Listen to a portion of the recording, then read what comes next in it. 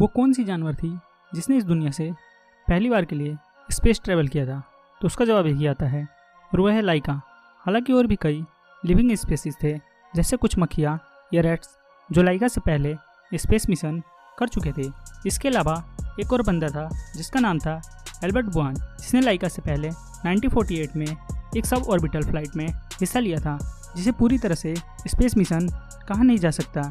इसलिए लाइका को ही space mission करने वाली पहली जानवर के नाम से आज हम जानते हैं। लाइका के बारे में सुनकर ही हमें प्राउड फील होता है, क्योंकि वो दुनिया के सारे जानवरों में ऐसी पहली जानवर थी जिसने एक लंबी स्पेस मिशन करी थी। लेकिन क्या सच में लाइका एक खुशनसीब डॉग थी, जैसा हम पिक्चर में देखते हैं या न्यूज़ मैगजीन या स्कूल की किताबों में हमें दिखाया जाता है? तो सच्चाई क्या है, आज हम इस वीडियो में पता लगाएंगे। इससे पहले अगर अभी तक आपने हमारे चैनल को सब्सक्राइब नहीं किया तो आप हमारे चैनल को सब्सक्राइब कर लीजिए।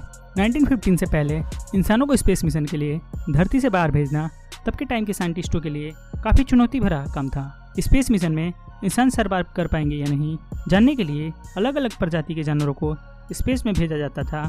साल 1950 मॉस्को, जो कि रसिया में स्थित है, इस समय मॉस्को की सड़कों पर लाइका एक मामूली आवारा कुत्ते की तरह घूम रही थी और इस समय इसकी उम्र थी 3 साल। तब उसे क्या मालूम था कि वो इंसान इतिहास में पहली डॉग होगी जो स्पेस मिशन पे जाएगी। और इसी बीच सोवियत स्पेस प्रोग्राम के सहारे दुनिया के पहले स्पेस सैटेलाइट स्पुतनिक 1 को सक्सेसफुली लॉन्च कर दिया गया था। लेकिन स्पुतनिक 1 में कोई भी जीवित प्राणी नहीं था, इसलिए वहाँ के साइंटिस्टों ने सोचा क्यों ना इस बार किसी जिंदा बड़े जीव को स्पेस मिशन में भेजा जाए। लेकिन शायद ये रूसिया साइंटिस्ट इस दूसरे स्पेस मिशन को काफ़ी जल्दी में करना चाहते थे, तो इसलिए लाइका को स्पेसक्राफ्ट को बनाने के लिए सिर्फ 4 हफ्तों का समय मिला था, जिसका जुर्माना बाद में उस मासूम डॉग को भरना पड़ा था। इस स्पेसक्राफ्ट का नाम था स्पुतनिक 2, जिसे स्पेशली एक डॉग के लिए डिजाइन किया गया था। यही स्पेसक्राफ्ट में एक कार्बन डाइऑक्साइड, ऑक्सीजन जनरेटर और जानवर को ठंडा रखने के लिए एक फैन था।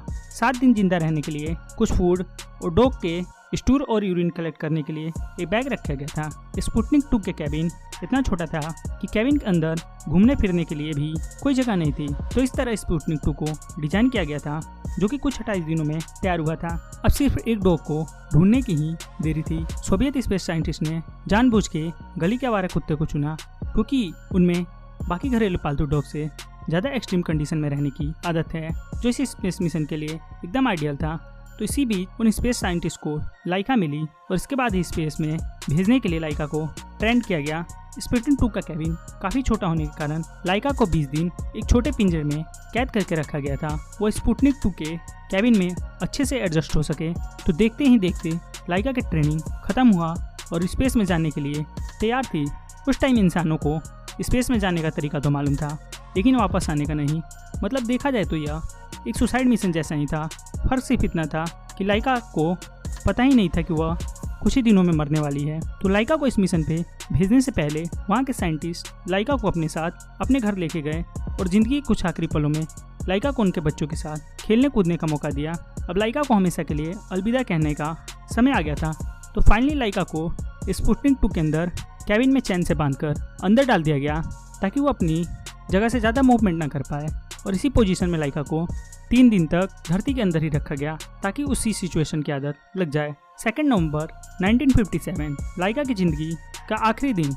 स्पुतनिक 2 के लंच के कुछ समय पहले लाइका के स्पेसक्राफ्ट को आखिरी बार के लिए बंद करते समय एक टेक्नीशियन लाइका के नाक पे चूम के आखिरी बार के लिए अलविदा कहा, ये जानते हुए कि वो कभी वापस नहीं आने वाली।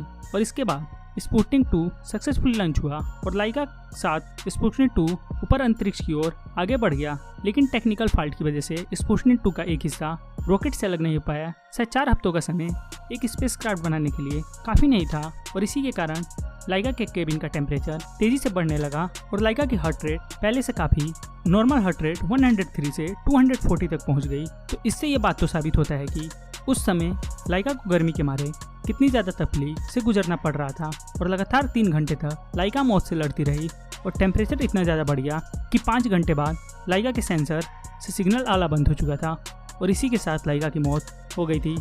उसकी मौत के बाद उसी अवस्था में स्पुतनिक 2 162 डेज तक अंतरिक्ष में था और लगभग 2570 बार अर्थ को सराउंड करते हुए घूमने लगा। और इसके बाद 14 अप्रैल 1958 में स्पुतनिक 2 धरती के एटमॉस्फेयर में एंटर करते हुए ही मरी हुई लाइका के साथ जलकर खत्म हो गया। 2008 में रसिया की सरकार ने लाइका के सम्मान में एक मूर्ति स्मरण बनाई थी। यह वही जगह थी जहां पर लाइका को ट्रेनिंग दिया गया था। जैसा कि आप देख सकते हैं, एक रॉकेट के ऊपर एक डॉग खड़ी है जो कि लाइका है। हमें लाइका की इस महान बलिदान को कभी नहीं भूलना चाहिए। स्पेस मिशन में इस डॉग की कुछ कंट्रीब्यूशन तो रही होगी, जिसके कारण आज हम बड़े बड़े स्पेस मिशन के बारे में सोच सकते हैं, क्योंकि साइंस को अपने फ़ायदे और इंसानी के एडवांसमेंट और डेवलपमेंट के लिए इन जानवरों का बलिदान देना क्या आपको सही लगता है? नीचे कमेंट में हमें ज़रूर बताएं। और अगर ये वीडियो आपको अच्छा लगे तो इस वीडियो को लाइक करें और अपने दोस्तों के साथ शेयर करना ना भूलें। और अगर अभी तक आपने हमारे चैनल को सब्सक्राइब नहीं किया तो सब्सक्राइब करके नोटिफिकेशन बेल को ऑन कर दीजिए, क्योंकि हम हमेशा ये ऐसे वीडियो आप लोगों के लिए लाते रहते हैं। तो मिलते हैं फिर एक नई वीडियो के साथ जल्दी, और हमेशा के लिए थैंक्स।